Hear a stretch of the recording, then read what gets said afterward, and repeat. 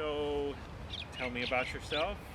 Hi, my name is Brandon Bosworth. I've been practicing martial arts for a little over 13 years. I train in Jeet Kune Do, Kali, and Brazilian Jiu-Jitsu. Also have dabbled a little bit in Silat and Wing Chun. Professionally, I've been a writer and editor for a bit over 15 years, both here in Hawaii and for a couple of years in Washington, D.C. Perfect. So, tell me about the art form that we're going to be watching. Today I'm going to be doing a little bit of what some people call Kali, what some people call Escrima, what some people call Arnis. The name's kind of meaningless. It really just depends on who you train with, what region of the Philippines you're in. But we call it Kali, so that's what I'm going to use it for the purpose of this discussion.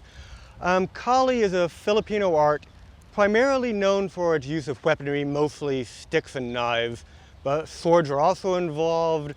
There's also a strong empty hand component. It's really a pretty complete martial art that does incorporate striking, grappling, weapons work, and a variety of other techniques. But what I'm going to be focusing on is primarily the stick technique, specifically double stick, which is sort of the main bread and butter, or you might say the rice and adobo of Filipino martial arts is the double stick work. And tell me how that correlates with kata or forms, or is it a prearranged form? Tell me about the forms.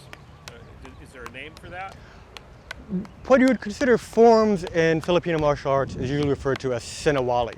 And sinawali means literally to thread or threading. It's a little hard to grasp until you actually see it, but when you see a demonstration, you can see clearly how the term threading applies.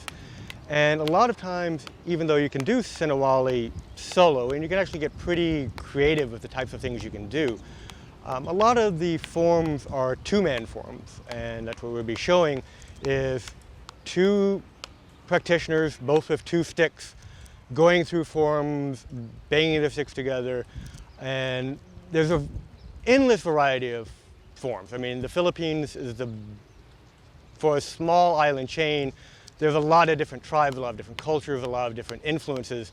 So you go to any different Kali, Escrima, Arnis school, their forms are going to be totally different from each other. The forms we're going to be demonstrating are from our own guru, Burton Richardson. It incorporates things from Dan Inosanto, from Floro Villabril.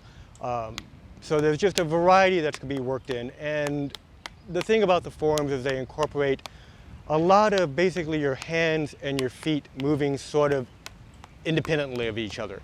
It can be actually very confusing when you're first learning them, because you're tripping all over yourself essentially, while someone is swinging a stick at you that you're having to hit that stick simultaneously.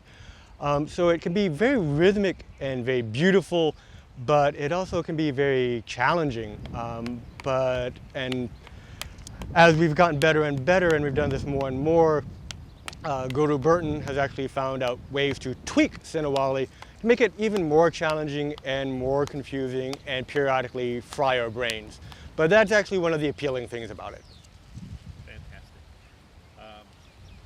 Anything else that we should know about the forms?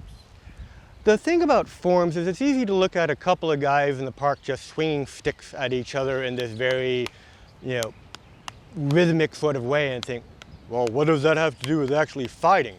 Well, it has actually a lot to do with fighting, because what the sinawali is doing is teaching your body and your eyes and your mind to take into account all these different things all happening at once. You get to realize sticks can come at you from a lot of different angles. You learn that your feet can move in a lot of different angles.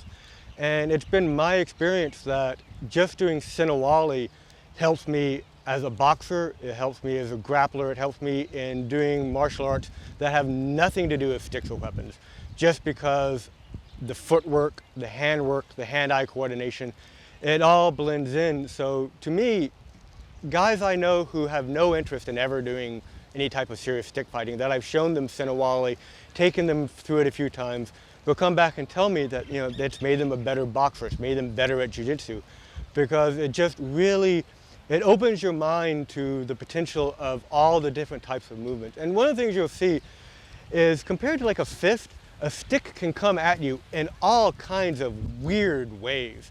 And being able to see like, whoa, a stick can come at me from that angle, it makes you realize, well, maybe a fist can come at me from that angle. And it just makes you a better, well-rounded martial artist. Fantastic. Very well spoken. Thank you.